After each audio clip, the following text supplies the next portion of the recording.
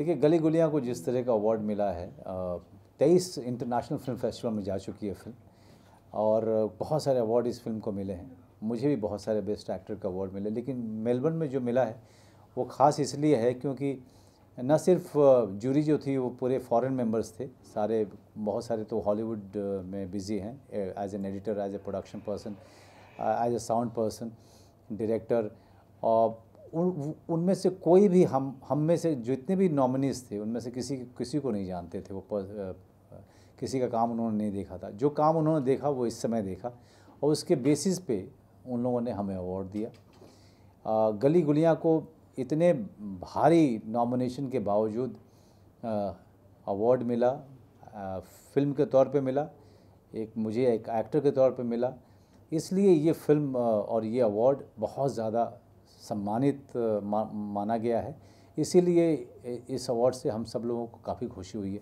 और अब हम फिल्म 7 सितंबर को लेके आ रहे हैं, और जब हमने ट्रेलर रिलीज़ किया और जिस तरीके से ट्रेलर को हाथों हाथ लिया गया है, हमें ये आशा नहीं थी। हमें, अगर मैं कहूँ कि हमें बहुत विश्वास था कि एक इंडिपेंडेंट फिल्म को इस तरीके से हाथों हाथ लिया जाएगा, उसके ट्रेलर को, ये हमें आशा नहीं थी।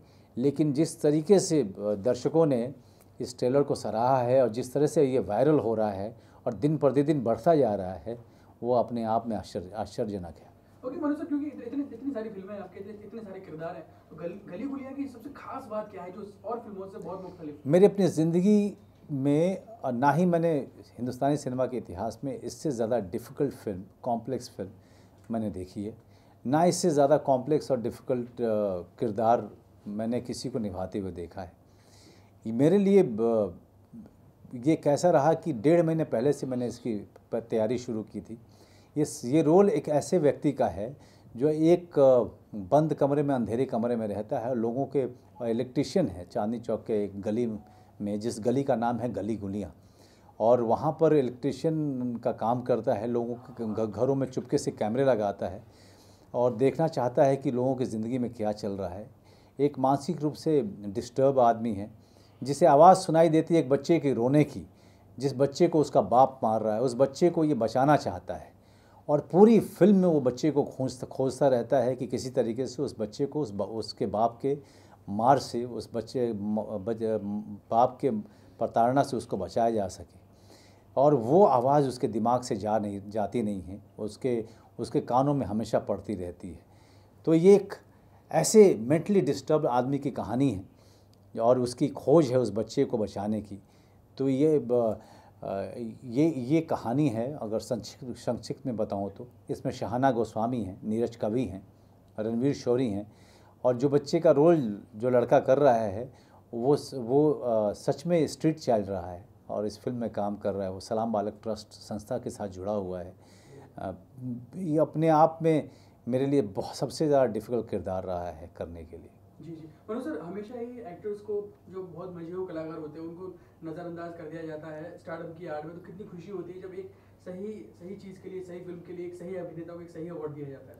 नहीं, देखिए, मैं अगर इसी अवार्ड को हमारे हिंदुस्तान में मिनिस्ट्री फंक्शन में दिया जाता तो शायद मुझे नहीं मिलता। लेकिन चूँकि बाहर में मिला, बाहर में ये जूरी जो थी बिल्कुल हम लोगों के नाम को जानती भी नहीं थी। उन्होंने प्योरली हमारे काम के बेसिस पे दिया है, इसलिए ये बहुत ज़्यादा हमारे लिए अहम रखता है। और इससे हमारी फ़िल्म को फ़ायदा हो रहा। हमारी फ़िल्म के बारे में लोगों ने बात करना शुरू किया है। इस अवार्ड के कारण भी बहुत सारी चर्चा में आई है फ़िल्म, और आशा करते हैं कि जब फ़िल्म रिलीज़ होगी तो लोग भारी तादाद में फ़िल्म को देखने जाएंगे, अपने परिवार के साथ जाएंगे, क्योंकि इस फिल्म को यूए सर्टिफिकेट मिला हुआ है। So your film also success, Satyam Jayate, doing a very fantastic box office collection also, and people love your character. What do you want to say regarding that? मिलाप ज़वेरी की सबसे बड़ी जीत है। अगर सत्यमेव जयते ने अपार सफलता हासिल की है तो मिलाप ज़वेरी हैं जिन्होंने मुझे या जॉन अब्राहम को कन्विंस किया था इस फिल्म के लिए, निखिल अडवाणी को कन्विंस किया था प्रोड्यूस करने के लिए। हम लोगों के मन में बहुत सारे सवाल थे शूटिंग के दौरान, लेकिन मिलाप ज़वेरी ने हम सबको चुप कर दिया था, और ये कहते हुए चुप किया था कि मैं बहुत सारी फिल्में देखता हूँ, कमर्शियल फिल्में, और कमर्शियल फिल्मों में मेरा विश्वास है। आप यकीन मानिए, दर्शक इन्हीं सब चीज़ों को स्वीकार करेंगे और खुशी से स्वीकार करेंगे। और हम तीनों ने मिलाप ज़वेरी की से बात करते हुए अलग अलग उससे ये इस बात को स्वीकार किया हमने कि मिलाप ज़वेरी हर समय जो बात उन्होंने की थी वो बिल्कुल सच साबित हुए, बिल्कुल सही साबित हुए। तो ये जीत जो है, ये सफलता जो सत्यमेव जयते को मिल रही है, मेरे जॉन अब्राहम, निखिल आडवाणी के और टी सीरीज़ के अलावा सबसे बड़ी सफलता मिलाप ज़वेरी की है। सर 20 साल हो गए हैं करियर, 20 साल से ऊपर हो गए हैं सर आपके करियर को, तो क्या कहना चाहेंगे? काफ़ी रोल्स किए आपने, काफ़ी डिफरेंट शेड्स ऑफ रोल किए हैं और काफ़ी लोगों के साथ काम किया है, लेकिन जो सत्या का भीखू महात्रे कैरेक्टर था आपका, वो आप मानते हैं कि सबसे सेटिस्फाइंग था आपके लिए या सबसे बड़ा ब्रेक था आपके लिए? नहीं, मेरा ब्रेक था वो। रिकग्निशन पहली बार मुझे इतना बड़ा मिला था।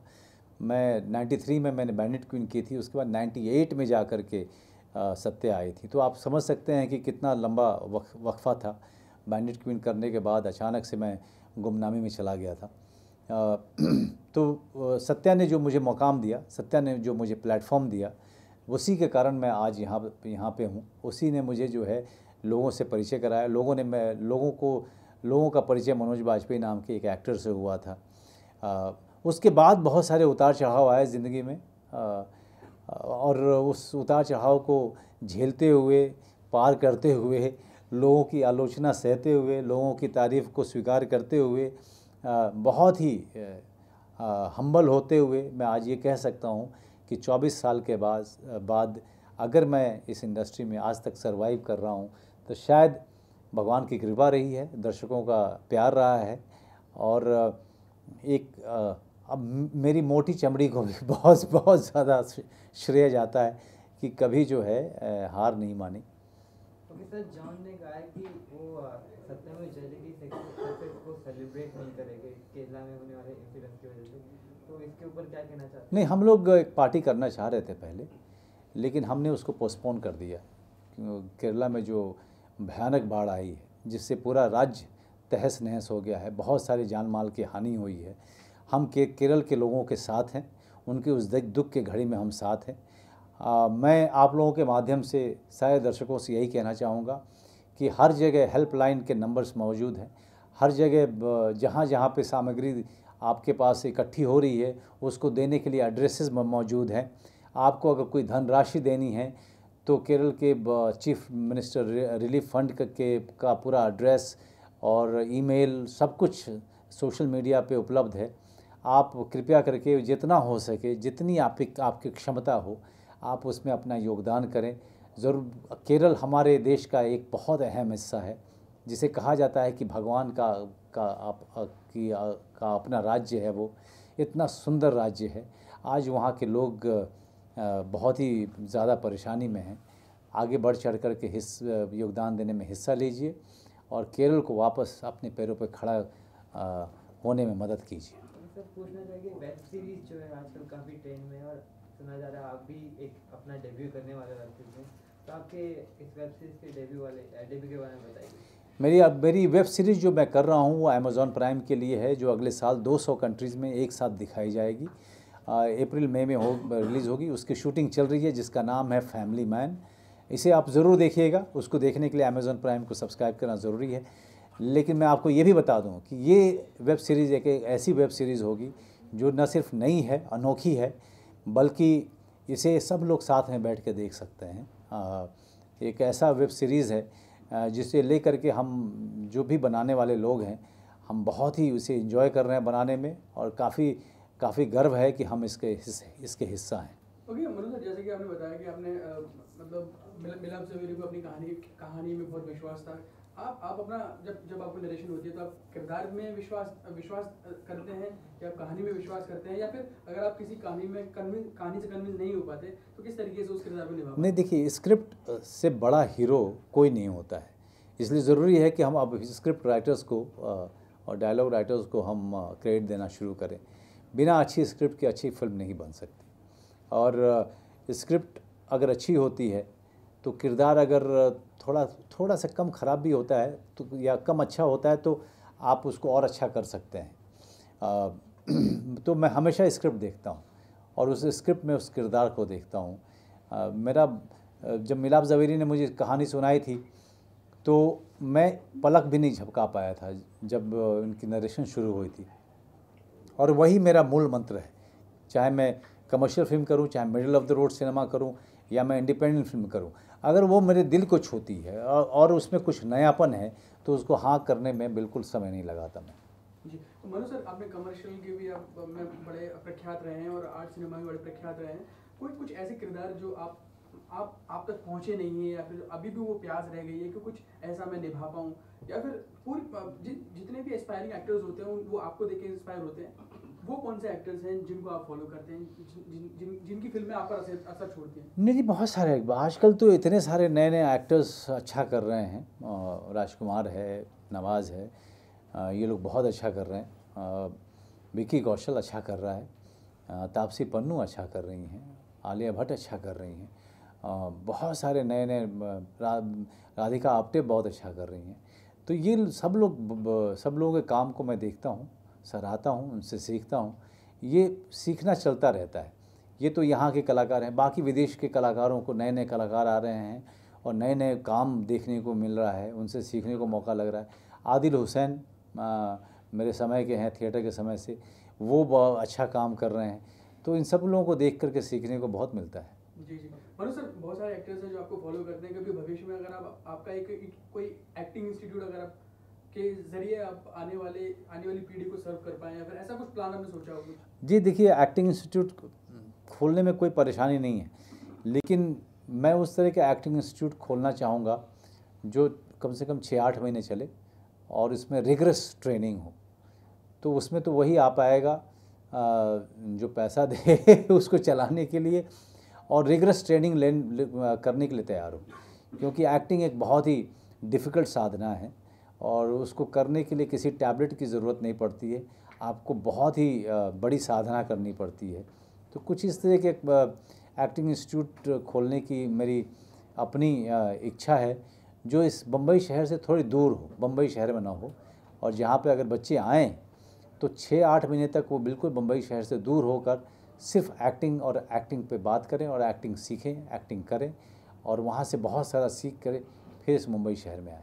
केरला फ्लड विक्टिम्स के बारे में कहा जा रहा है, तो कुछ इंडिविजुअल तौर पे सपोर्ट करना चाहेंगे फ्यूचर में, या अभी?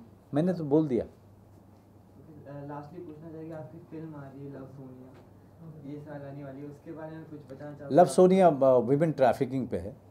जितनी जल्दी सेंसर से पास हो जाए बहुत अच्छा रहेगा। मैं और सेंसर से मैं ये दरख्वास्त करूँगा कि उस फिल्म को बिल्कुल ज़रा सा भी न काटें, क्योंकि विमेन ट्रैफिकिंग एक बहुत बड़ा इशू है हमारे समाज का, एक बहुत ही हॉरिफिक क्राइम है।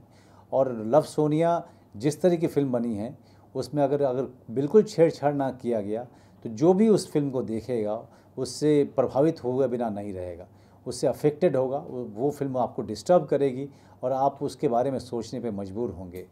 तो ये ज़रूरी है कि लव सोनिया बिना किसी कट के, बिना किसी ज़्यादा काट छाट के लोगों तक पहुँचे, ताकि लोग जान सकें कि इतना घिनौना अपराध हमारे समाज में कई सालों से हो रहा है, जहाँ पे लड़कियों को, छोटी छोटी बच्चियों को देह व्यापार में लगाया जाता है, और ये कितना ख़तरनाक और घिनौना अपराध है। बहुत अच्छी फिल्म बनी है और बहुत सारे मेरे डायरेक्टर दोस्तों ने फिल्म को देखा है और बहुत ही तारीफ़ की है उन्होंने उस फिल्म की।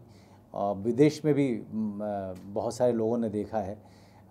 मुझे याद है कि LA में जब मैं था तब डेमी मूर ने देखा था, वो 2-3 घंटे तक बात नहीं कर पाई थी वो फिल्म देखने के बाद। तो इस तरह का असर छोड़ती है फिल्म, अगर उसको काटा नहीं जाए, छाटा नहीं जाए, तो ये फिल्म हमारे पूरे ऑडियंस को इतना ज़्यादा झकझोरेगी कि हर कोई इसके बारे में सोचने पे मजबूर हो जाएगा। Thank you. धीरे धीरे करके, धीरे धीरे जाना तुम।